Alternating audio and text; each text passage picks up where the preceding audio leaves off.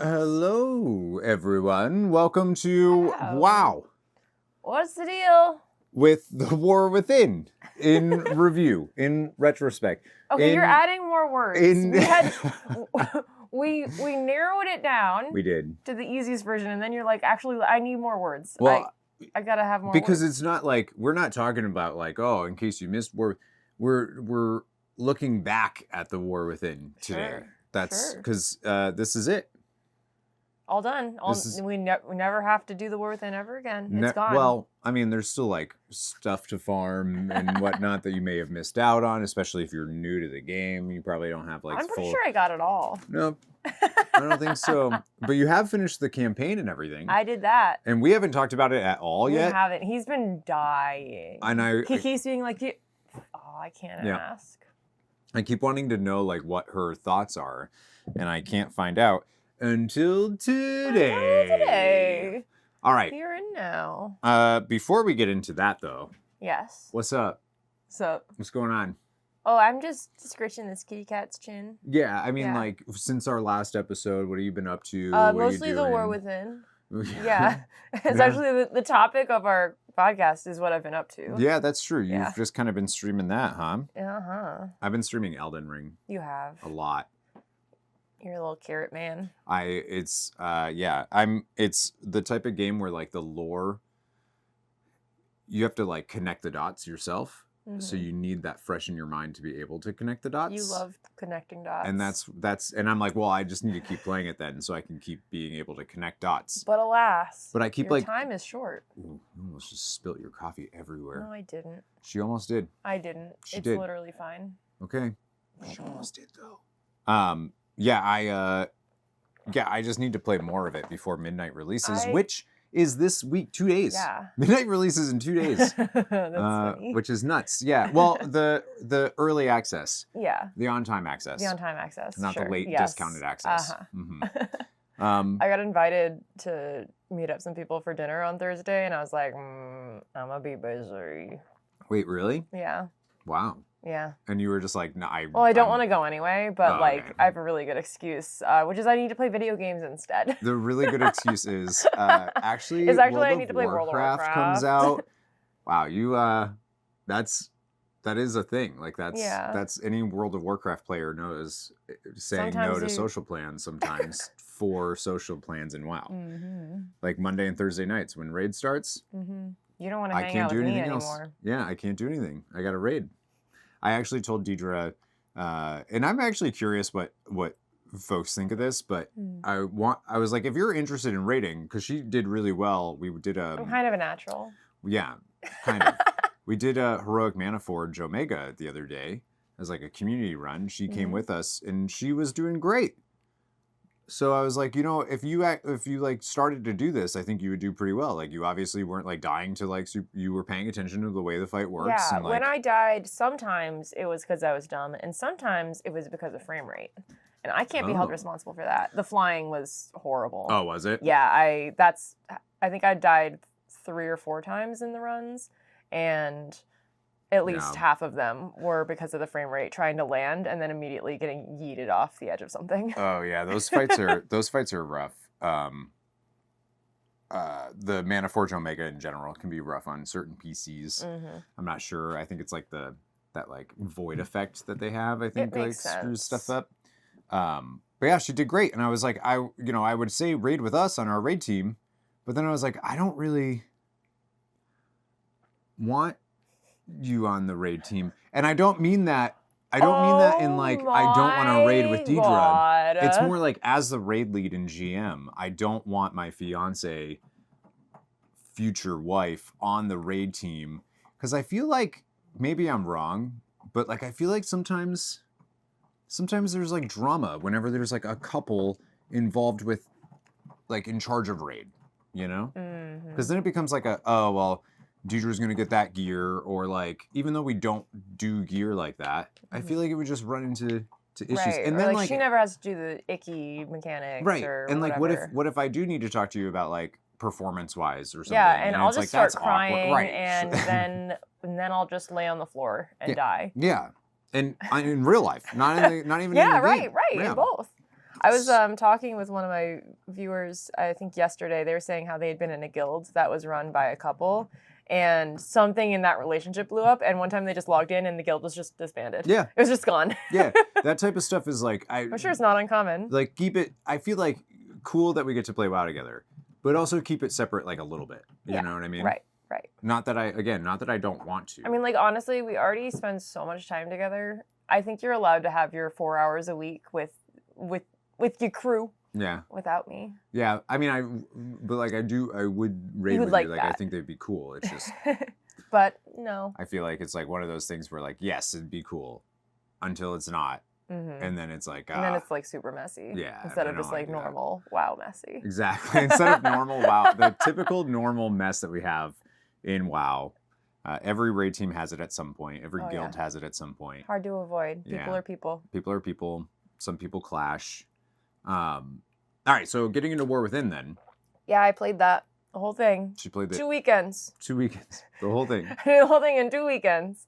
Yeah, you really did. I did. It was a lot. Well, once you get to that patch stuff, like I said, it was pretty quick. I feel like Koresh you went through really fast. Yeah. That zoomed. Yeah. All right, so let's start at the beginning. Okay. Of the War God, Within. that was so far away. Let's take it back a little bit. Okay, we're Dragonflight, the running shit back. expansion has just ended. The end of Emirdrasil, the Disneyfication of World of Warcraft has been peeled back a little bit. Okay. And we begin our journey in Dalaran, where we discover Archmage Dresden has come back. He's been missing for like 10 years. Oh, thank gosh. And he's revealed to be dead, and it's Xalatath. Yeah. I was like, I don't remember anyone named Dresden. No, you wouldn't. You wouldn't. I was like, what do you... Did I play a different expansion? No, he's the... Yeah, okay, now I know. You wouldn't have known his... No, I had no idea. I was just like, he's a dude. Okay, Yeah, he's an Archmage dude, and then it's revealed to be Xalatath. I feel like we could also argue that the War Within started much earlier.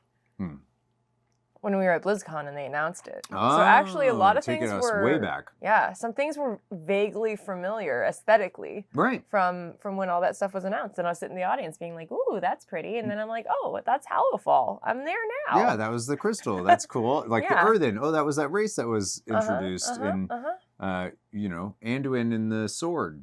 Did you go to the sword at all to start the expansion? No? Okay. No sword. Sure. I don't think so.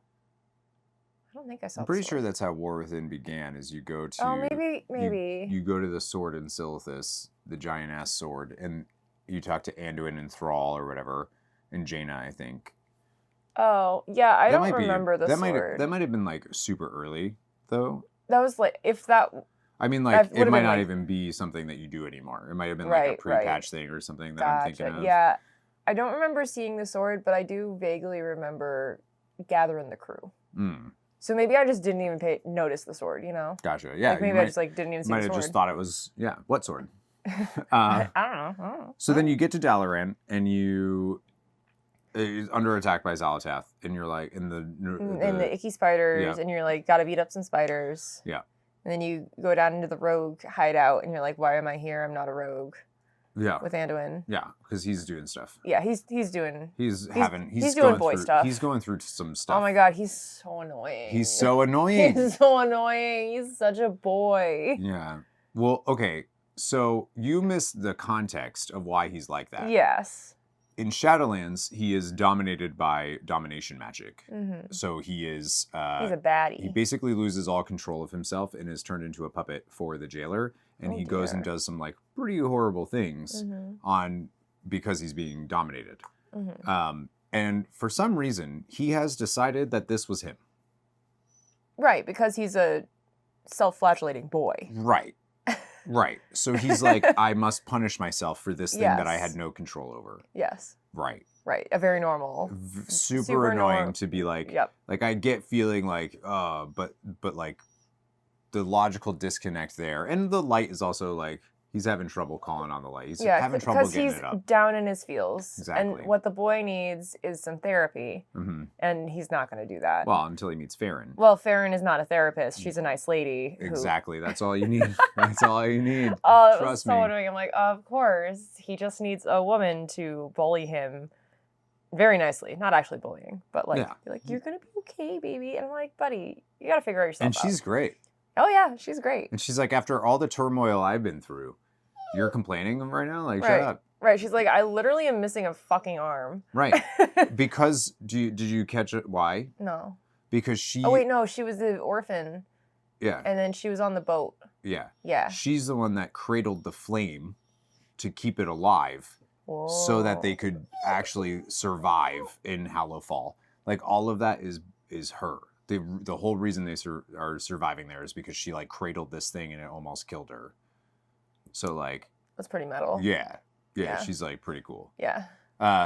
So going back a little bit. So you Okay. get there, Dalaran's destroyed. Right? Mm-hmm. Blows up. Yeah, it was quite alarming after spending all that time in Dalaran and right. Legion. And I was like, excuse me? Well, that's true, actually. You did get that. It was also in Wrath of the Lich King.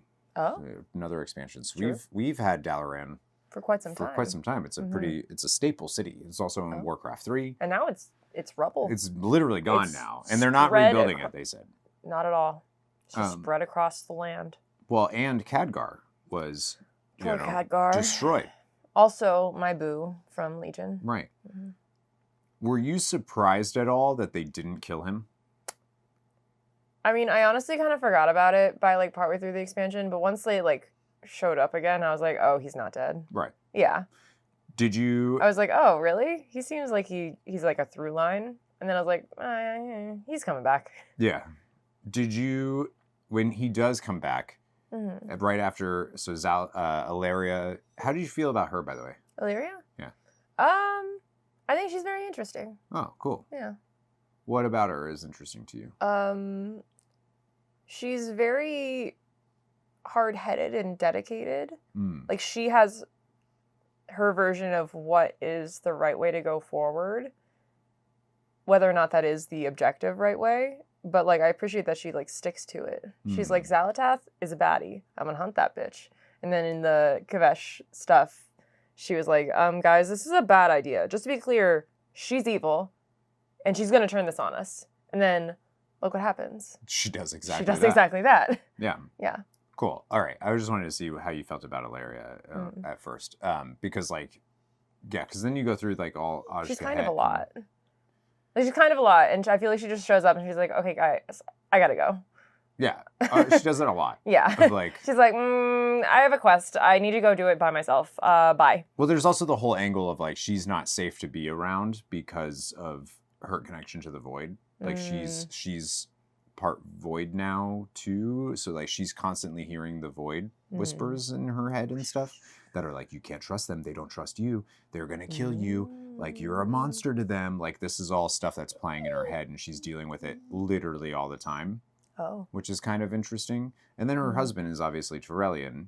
Now it's obvious. It actually was not very obvious to me. I mean, you don't meet Turellian until, like, the very later stage when everything's kind of, like, going to shit in the game. So I was like, I don't know. For you, that's when you meet him. And at some point I was like, oh, they seem awfully cozy. And someone's like, yeah, they've kind of been married for thousands of years. Yeah. And I was like, oh, that would explain it, wouldn't it?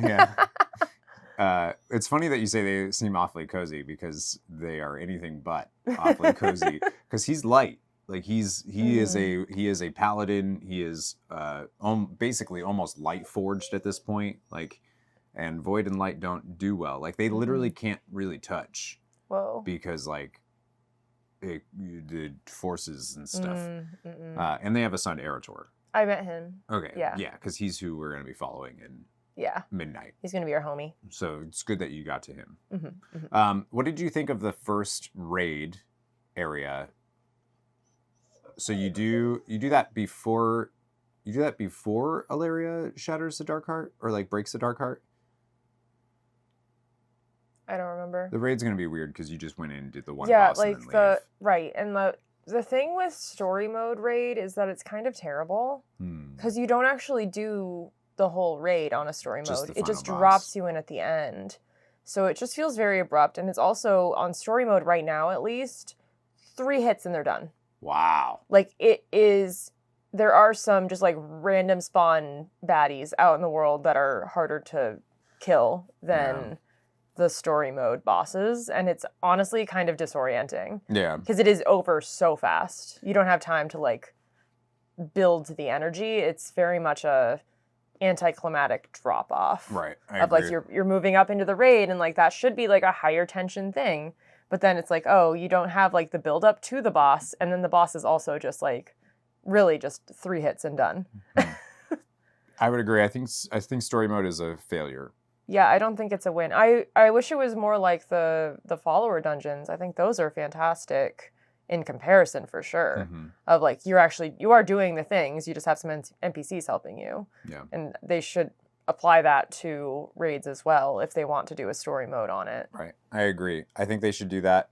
I think they should make the whole raid doable as story mode, and if you so choose to not want to have to do that and just do the final boss, fine. Right. But don't like let the player decide to like skip to that. Right. Instead of you have no choice and you just have to. Right. And it's like it makes me feel like the story actually isn't important of the raid. Right. Like the first 2 or 3 guys that you fight actually don't matter at all for the story, because if it's not showing up in story mode, then clearly it isn't important for the overall narrative. 2 or 3, there's like or however many, I don't know. 6, 7 bosses before you get to Ansarek in that way. Yeah. I wouldn't know. I wouldn't know. And you did Mana Forge, and how many times it was like I was reading the lore for like funsies of each boss, but like none of them are actually that important to the overall story at all. They're just like kind of there, and they they're just a barrier in the way to get to wherever you're going. Right. For me, I always say like the story of World of Warcraft serves the end game. The end game doesn't serve the story. So like interesting. The story justifies why there's a raid. Gotcha. But like the raid isn't designed as the finale to the story. Yeah, the raid is what's important. The story isn't. The story just is supposed to get you to the raid. Gotcha. In my opinion, which is I can see that. Like a huge difference between like Final Fantasy 14 and WoW is like Final Fantasy 14 is designed with the story, and the end game serves the story. Gotcha. So it's like a different. Yeah, I feel like people go into those games with different priorities. Yeah, for sure. Yeah, for very like what you're games. looking for in your game. So, Ansarek for you is probably nothing, not like a big deal, which I think is true for most of us. It's to serve, in my opinion, story-wise, what it serves to do is it shows that Xal'atath is willing to use and dispose. Like she got what she needed from this person. That person didn't do exactly what she lost, wasn't powerful enough. All right, see ya. Like I don't need you anymore. She also specifically she likes to go for like leaders and royalty, which would make sense when you're a corrupting force that you go for the highest. Go for the top, right? Right. And then you found Ansarek's mother. I don't know if you remember that. It's like a big monstrosity thing that she was turned into. Oh, the queen? Yeah. Okay, yeah. That's her mom. Sad. When her mom's like still alive, I guess, just like kind of corrupted, but like there's still vestiges of her in there. So like the weaver that you work with is like helping her. Yeah, she's super cool. She's dope. I did like her. I like. I'll circle back to like the races that. So, what time are we? Good. Khadgar. So the Dark Heart gets broken because Ilaria does the thing where she realizes how important the Dark Heart is to Xal'atath. Xal'atath will defend that. So if she aims for the Dark Heart, Xal'atath will move to go for the Dark Heart. So she aims differently so that Xal'atath moves into the arrow, which is, I think, super cool. Pretty clever. Yeah, like she aims at a different spot, knowing Xal'atath is going to try to shield the Dark Heart, and that's what causes the Dark Heart to even get hit. So it's like Ilaria outplaying her in that moment, and that's why you see Xal'atath like freak out. Right. I don't even think it's Xal'atath freaking out because the Dark Heart was cracked. It's just because someone got a hand up on her. Someone figured out a way to figured out how Xal'atath works, and I think that's why she like responds that way. We never got an answer about the Black Blood. And what that's even doing. You think we'll find out in midnight? Well, they've like, I don't know if they're going to ever explicitly just tell us what it was doing and what it was. I'm not sure. I think we were meant to like wonder about it. It's supposed to be old god blood, I think, of some kind. I don't know why it's there specifically in that spot. Unless it's, I don't know, there's a convergence point for some reason of those of old god blood throughout. I don't know. We don't know. And then like, is she infusing Belladar with it? Is she extracting it from Belladar? What is she doing with that? I don't think we really know. Like, why does Belladar turn dark? No idea. Belladar is a crystal. Yeah. We don't know. Mysteries. Yeah. They said it was going to get more common of it turning dark, and then it would just permanently be, right? Something like that, yeah. Never happens. No. Don't know what's up with that, but they were saying like it's going to increasingly become darker and darker, but it's still on the 15-minute, 30-minute timer, whatever it is in game. Like that didn't change at all. Well, it's because we had all our light things that we set up, probably.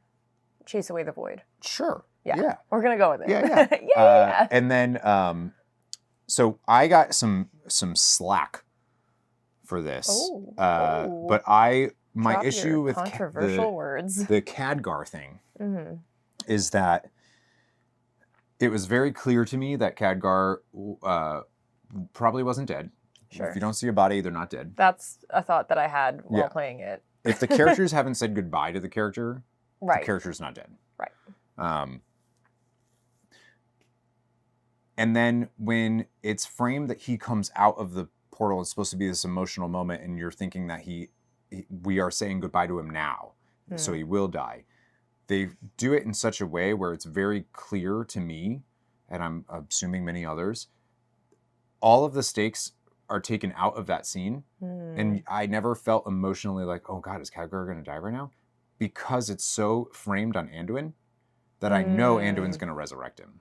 Gotcha. Even though Anduin apparently can't call on the light and has been dealing with it, I know in this moment this is going to be his time where he's because able the to music reconnect. kicks in, the camera focuses on him before Illyria's even done saying goodbye to Khadgar, and it's like, man, like, well, I get maybe it. Like the moment isn't like oh God, is Khadgar going to die? But it is more about Anduin's growth. Like, it's not a moment about Khadgar at all, I don't think. Where did he grow? Because Farron talked to him?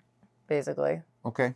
I mean, he just needed a woman to tell him that he was being dumb. Guess that's I think true. that's really it, is he just needed a woman to say, dude, get your shit together, grow up. Yeah, I mean, I guess I guess it worked. Yeah. So I'm just impressed he actually listened. I can't help but I love Khadgar, and I'm glad he's alive.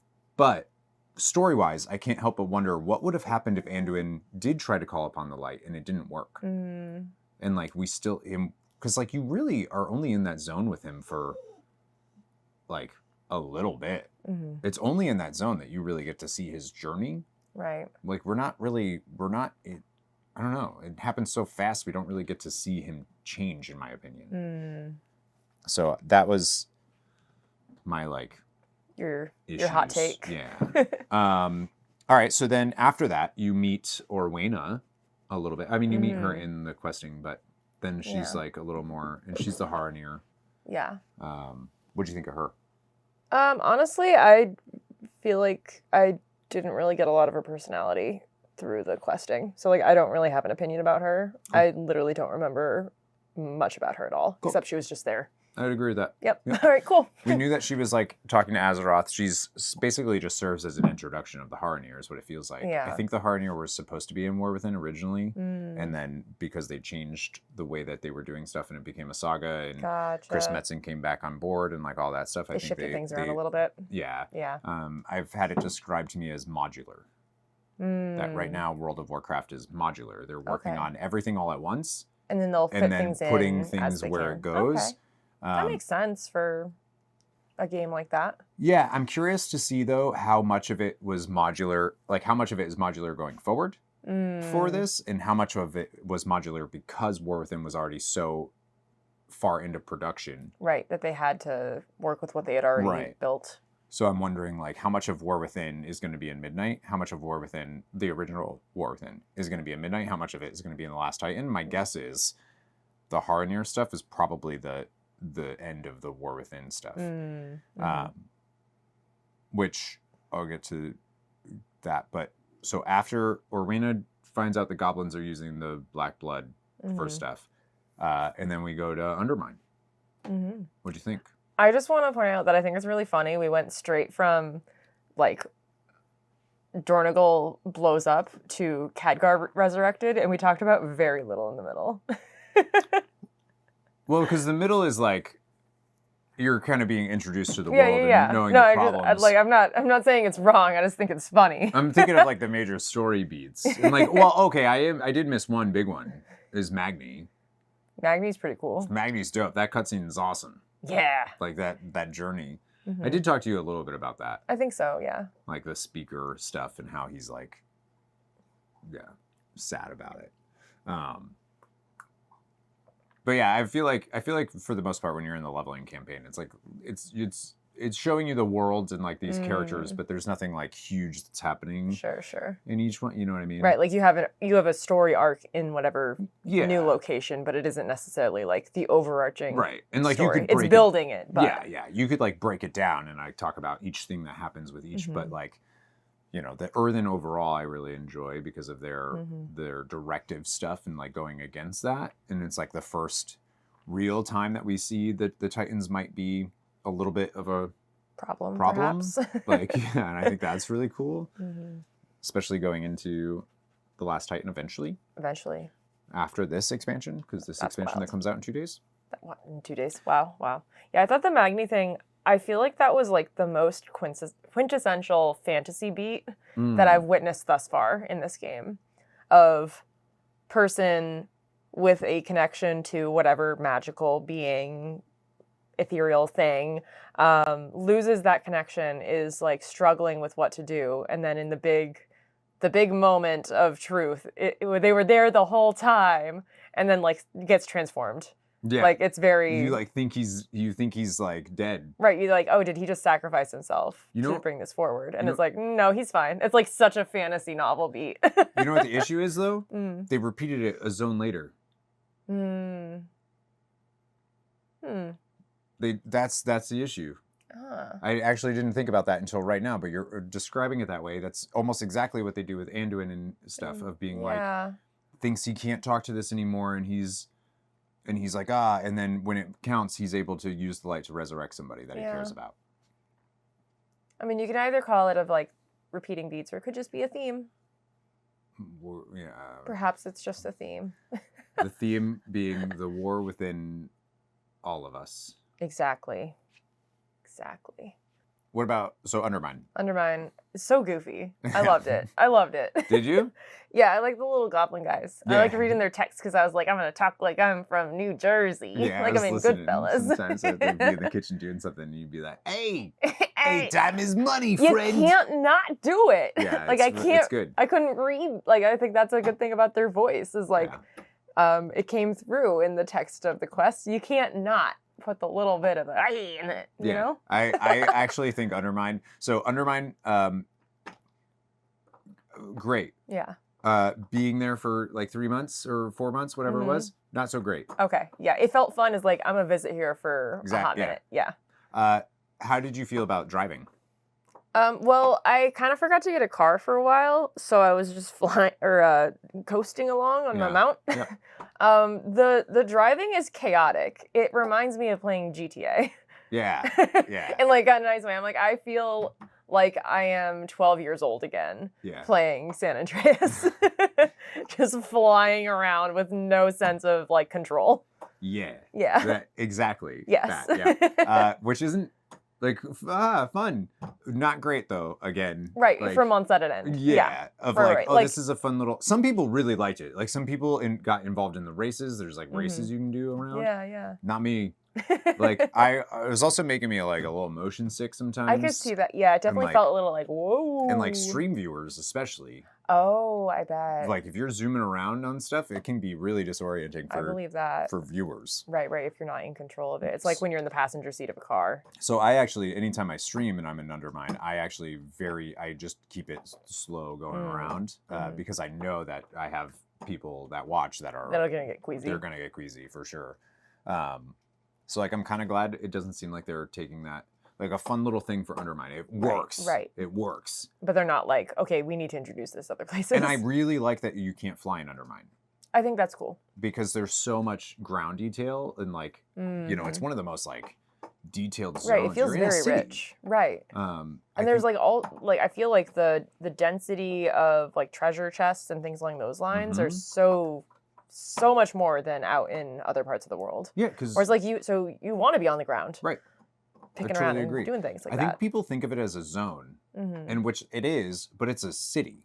Like right. you are in the goblin capital, you know? And I feel like people, it's easy to be like, well, I just want to fly around like I would in any other zone. Or, you know, you fly around cities too. But like, that's not the point. It's supposed to feel like you're in the streets, the slums, So I think like thematically they nailed that zone. Absolutely. In the music. Oh, like that, like great. jazzy, like the jazz that's like feels like it's almost about to go off the rails. Like it isn't true anxiety jazz, but like it's like riding that edge of like about to devolve into chaos, but not quite, which is very thematically appropriate. I love the music, and they haven't really done music like that. Yeah, it was very. I mean, I think that whole zone is very different from everything else I've seen in the game thus far. I'm a big fan. Like the skybox is super cool too because it's underground, obviously. Right. And I don't know, did you look up and like notice? Oh, it's like wood cutouts of clouds that they put up so that they could feel like the sky's up there. No. Yeah, the whole skybox. Next time you go, you should look because it's really funny. Yeah, they have they decorated the ceiling of this cavernous thing that they're in. Yeah, there's a few things that are like a little hit and miss for me. Like there's like the rocket stuff to like travel to certain things. I feel like that was super underutilized. I didn't get the feeling that the goblins were like masters of subterranean like movement. Yeah, and that they could like get around all over the world and stuff like that. Maybe that's I don't know. Yeah, I don't know if like that point needed to be made, maybe. I don't know. Undermine is like has been a thing for so long, like in WoW's lore and history and stuff. Like Undermine we know that Undermine exists.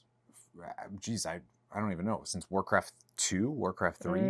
We've heard about Undermine. Okay, so it has had a long build up for people who've been playing as long as you. Yeah, we knew For me, I was like, this is neat, but like for you, were like, oh, I thought this was going to be more like connected. Yeah. Than it was. Have you done the Goblin Starting Zone? I don't think so. Or just Exile's Reach? I don't know what the Goblin Starting Zone is. Oh, cool. So yeah, you got to do the Goblin Starting Zone at some point. Oh, okay. You'll love it. If you liked Undermine, you'll love it. Because that takes place on an island called Kazan, which is super cool. And Gazlo, that's like your real introduction to Gazlo. And like, because he's the leader of the stuff there, and he like basically the volcanoes, you'll play the Starting Zone at some point. It's great. Cool. So Gazlo, you liked Gazlo. I like Gazlo. Oh, Gallywix is what I meant. Gallywix. Oh, he was neat. He was neat. Which one? Gallywix. And Gazlo. Yeah. But like Gallywix, I thought his design was super cool.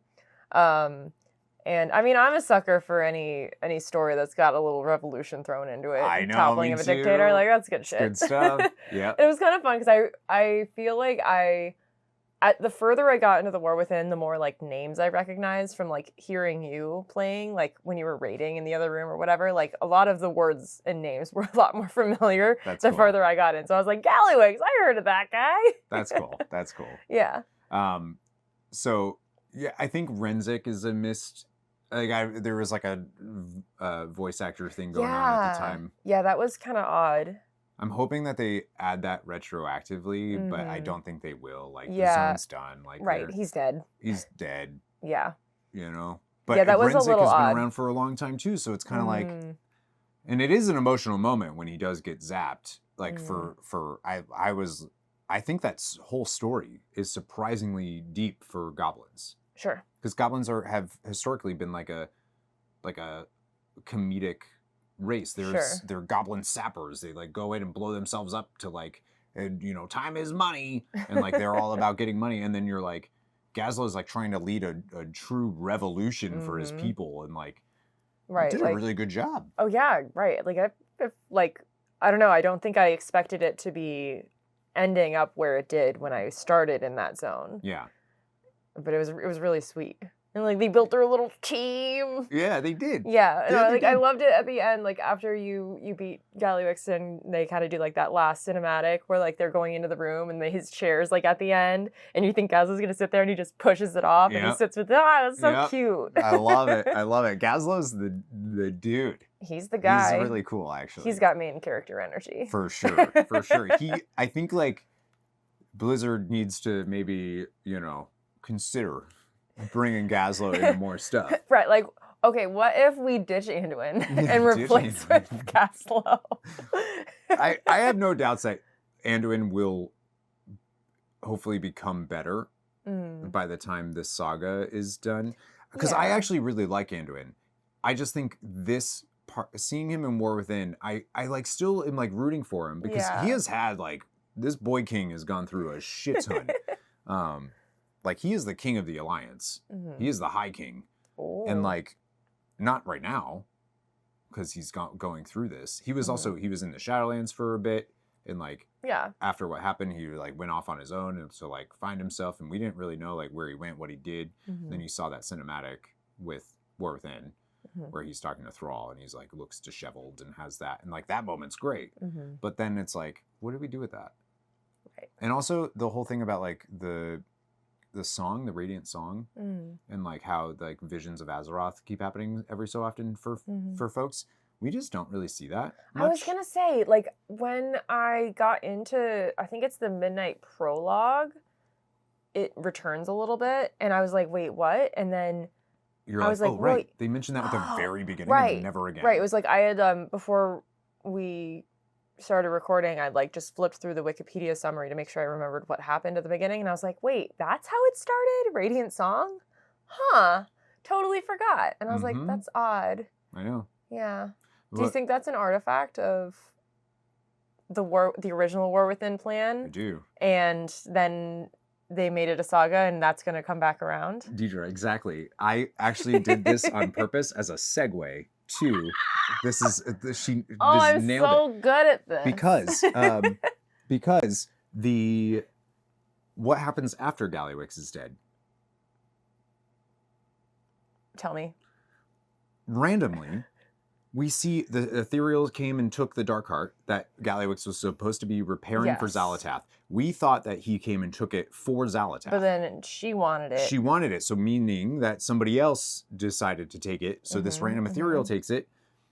And then Undermine ends that zone where we're like, oh, the Black Blood is like starting, or he was using the Black Blood to repair the Darkheart. Now the Darkheart's gone. And like, where did the Darkheart go? They immediately show the Ethereal like standing with it outside of Koresh, which is a totally different planet. And they're like, oh, so we're gonna go to Koresh next, is what everyone was saying. And I'm like, no, I don't think so, because like it doesn't really make any sense. I think this is telling us now we have to finish whatever this Radiant Song and Black Blood's thing is. That's so I think we're going to the Rootlands, because we didn't know it was Harnir yet. Which actually it was originally Rootlands, and they actually changed its name, probably because I said it was. No, I'm just kidding.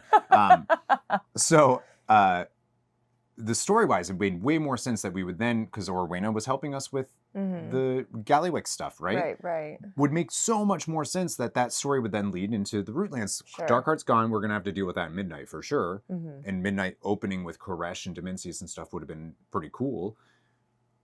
Nope. They like, again, modular. What does Koresh have to do with the War Within? The War Within Azeroth? So why are we going the War Radiant Without? Song? So anyways, that's the segue. So we go into that. What did you think of Koresh? Of that whole like story beat? Like Gallywix is gone, Darkheart's taken. Oh, we're going there. Honestly, I didn't think of it as being out of place. I think it's like, I don't have the same sense of pace and rhythm that you might. Like, I feel like you have enough grounding in the lore and the story to like understand like where the most next likely place would be. Whereas I don't know, you know, like Harnir, I don't know where they might be, or like, I don't know Well, I think that's actually a good point then. Yeah. Because like, if it feels like it flows for you, then Yeah. it was.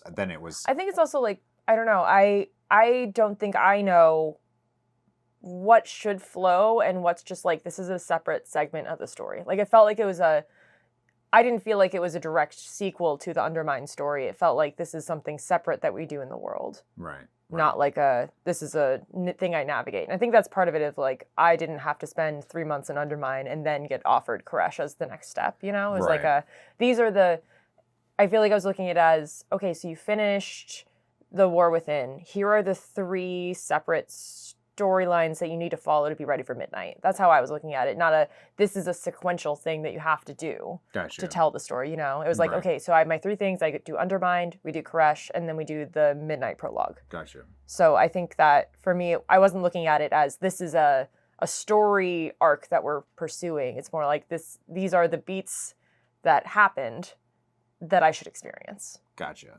Okay. If that makes sense. That makes sense. Yeah.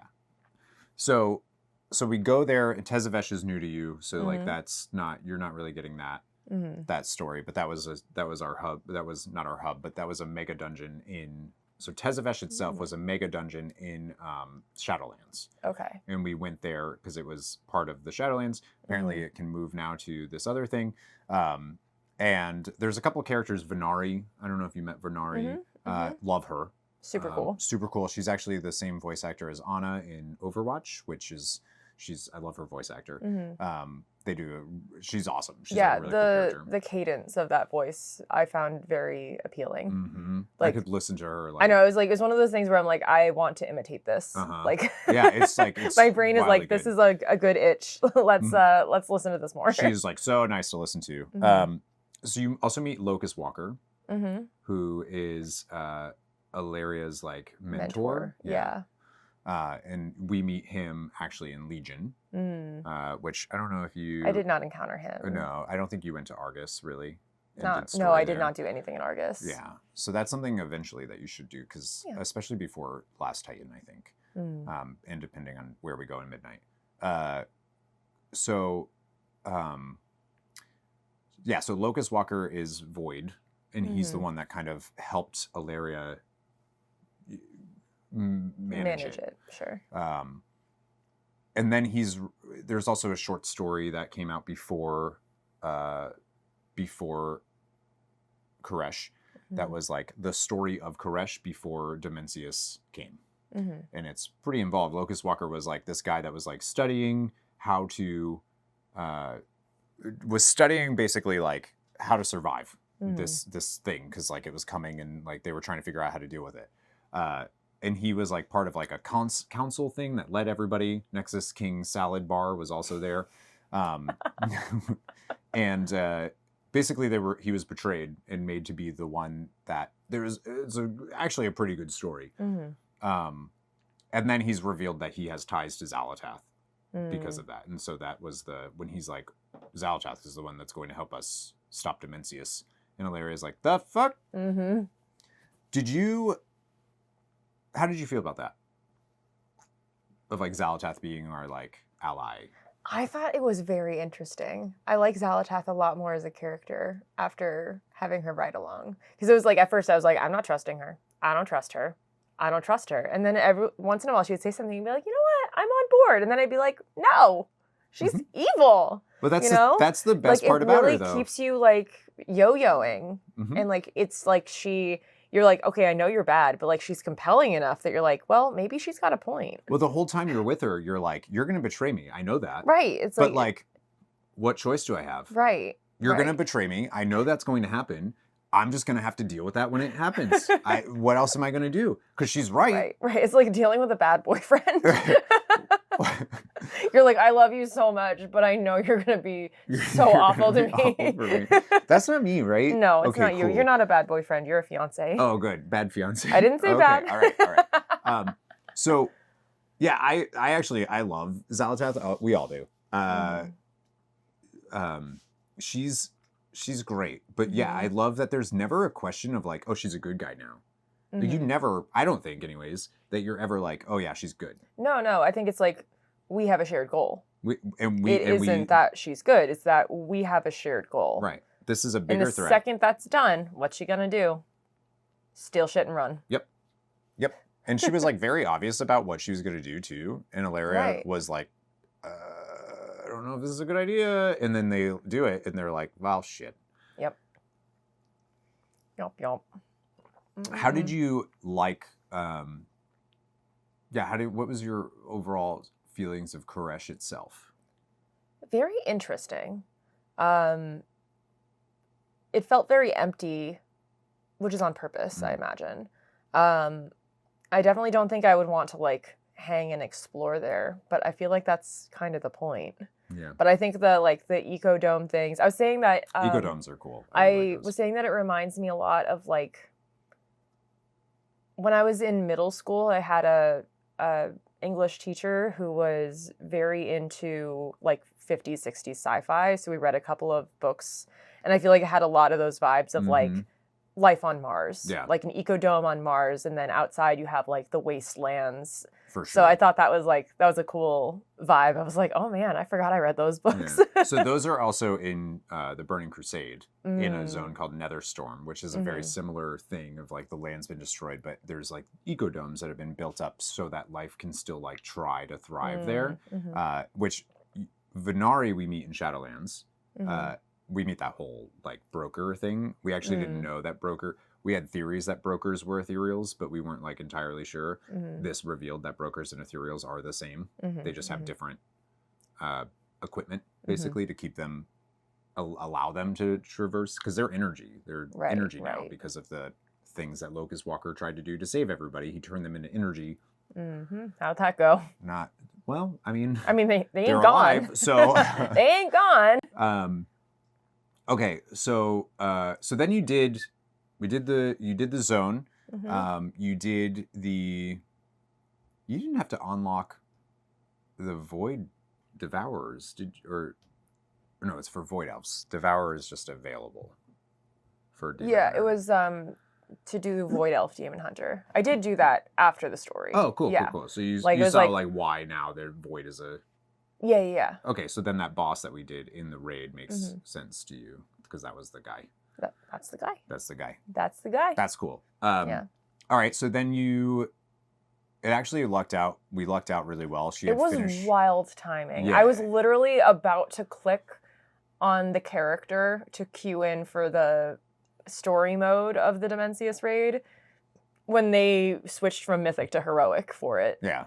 So I went along. Yeah. It was so much better. We were bringing people through for Heroic last minute to get their mounts, so you got the mount too. Yeah.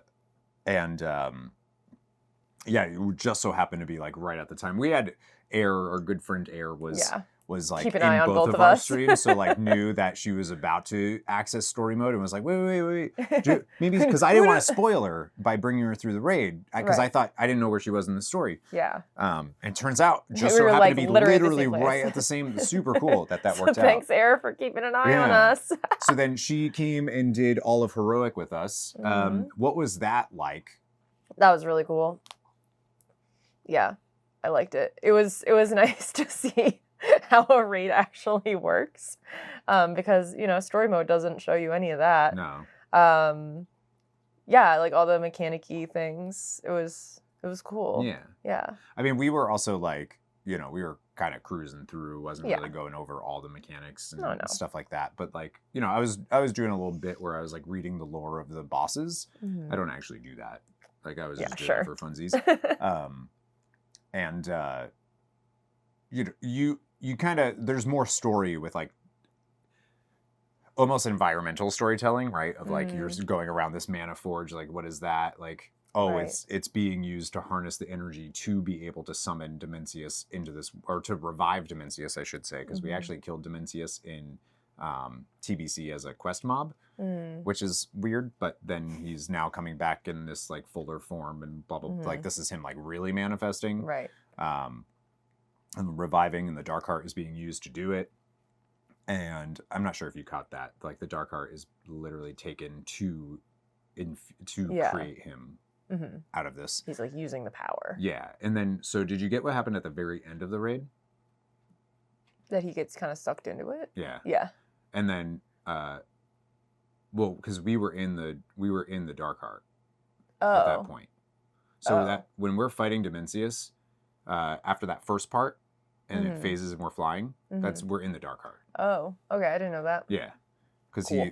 he's like, so we stop him from manifesting in the Maniforge Omega by beating that phase 1. And then when we fly, we're actually in the Dark Heart. Xalatath is the thing that enables us to fly. She gives us the power to do that. She's the one that enables us to like do the whole fight. So she's right. Without her, we would, that's it. Right. Dimensius takes over everything and destroys everything. Like she is right about that.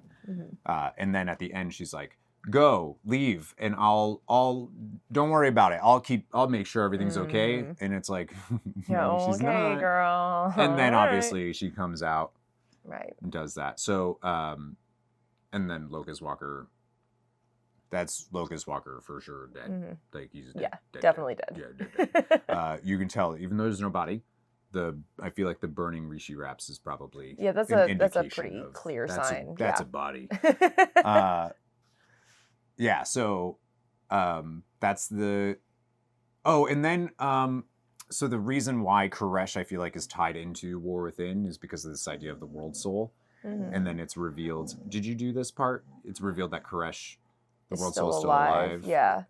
And then you did that. The little dungeon where you go and... With Venari. Yeah, and like Soul Eater? Soul Scribe is like, and then dead.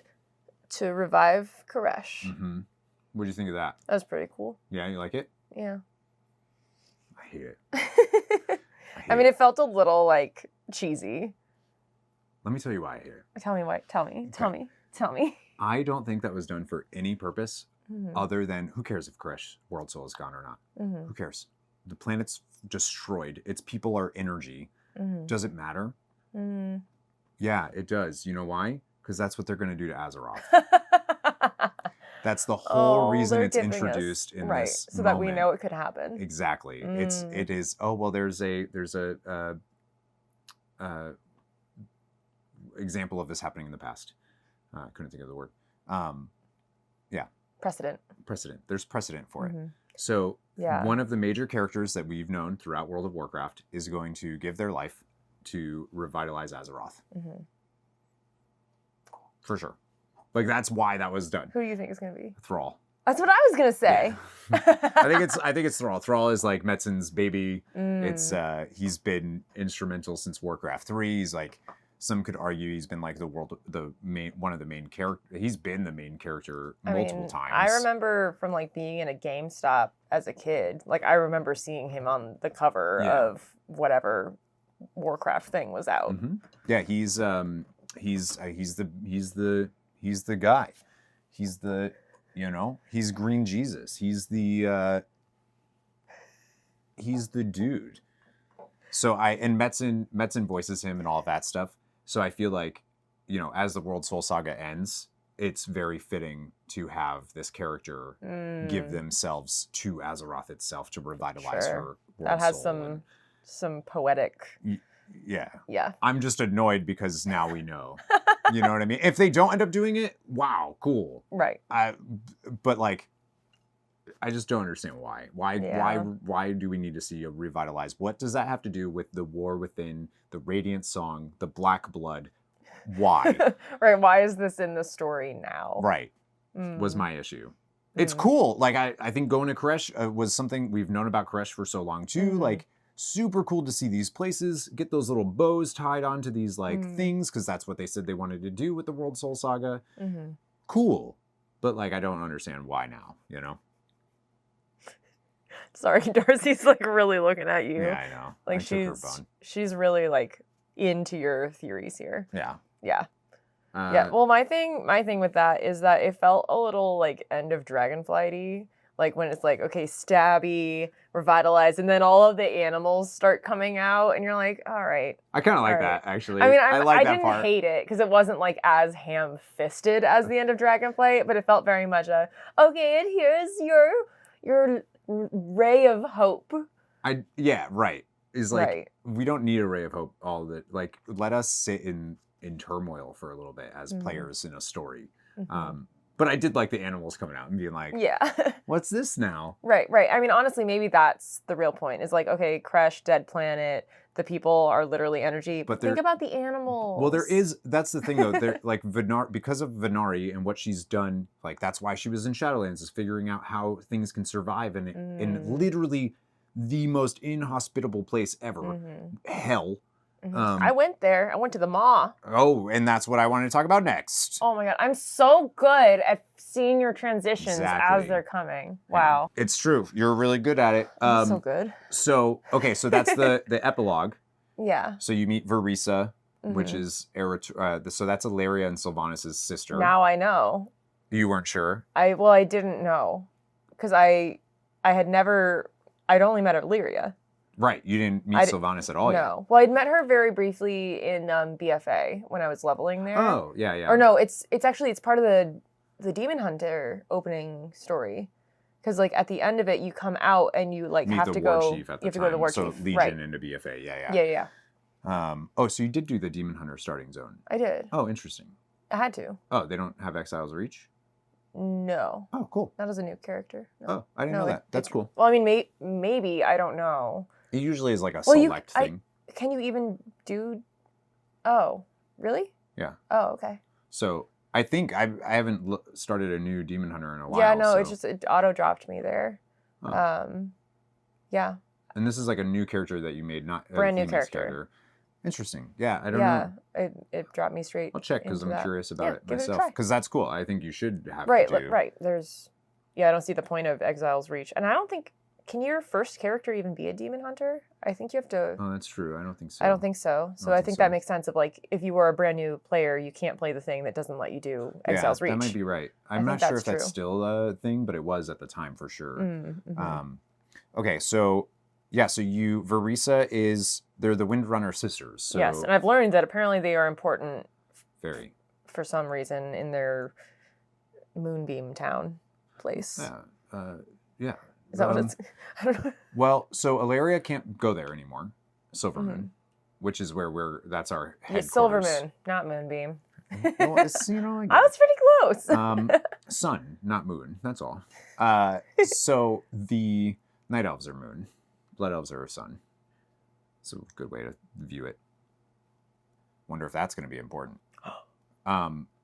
So, yeah, Ilaria can't go anymore because the Sunwell... She can't be near the Sunwell at all, because the Sunwell is a font of like pure. Well, it's not pure; it's a mixture now. But it is. If the void gets there, the void will take over because the void consumes and devours and turns it into the void. Right. So if void goes there, it becomes a void. Gotcha. And that's real bad.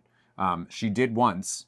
And that started to happen, and they were like, "Get out!" And she's no longer allowed home. Oh. Sylvanas is Sylvanas, and has been through. Her story is we don't have time for that. No. But another you should week. Because my gosh, another week. What's the deal with Sylvanas? Oh, that's a good idea. She's one of my favorite characters. She seems pretty cool. I liked her vibe. Incredible. And I liked her voice a lot. Yeah. Very. Patty Matz. I've hung out with her before. No big deal. Oh wow! Just name dropping. I have pictures of us hanging out. Wow. Yeah, she's awesome. And then Verisa is the like normal sister that's like allowed to go do things because she raised Eretor. She was married to this guy Ronan. She has twins, which I totally forgot she had twins until a thing that came out yesterday. I haven't seen that yet. I don't even know where her twins are, to be honest with you, but I'm sure we'll see them in Midnight at some point. And she basically raised Eretor because Turellian and Ilaria in Warcraft 2 went to Draenor, the Outlands, to fight the war against the invading orcs at the time. So they've been gone. And then they got caught up in a metaphysical war thing. They've basically been fighting a war for like 1,000 years, even though they left not that long ago. But for them, it's a whole thing. It's a whole thing.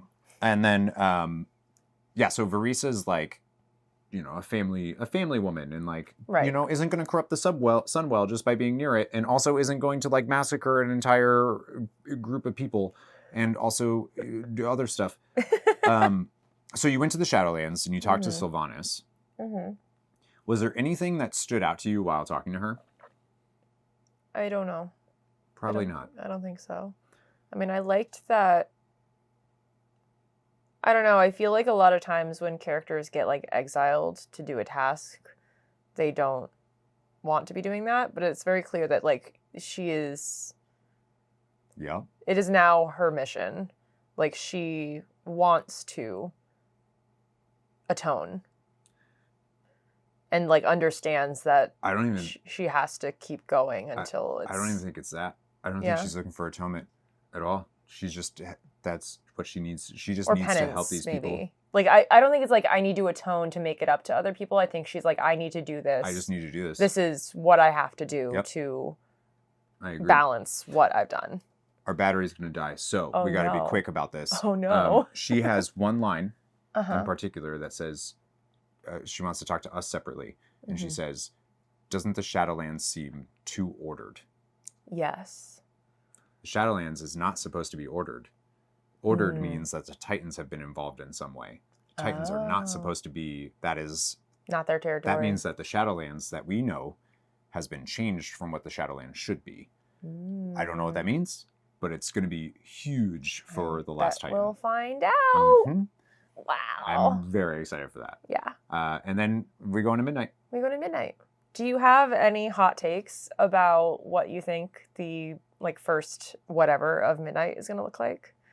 Like the first story beat or the first zone? Like do you have any like strong predictions about what we're walking into?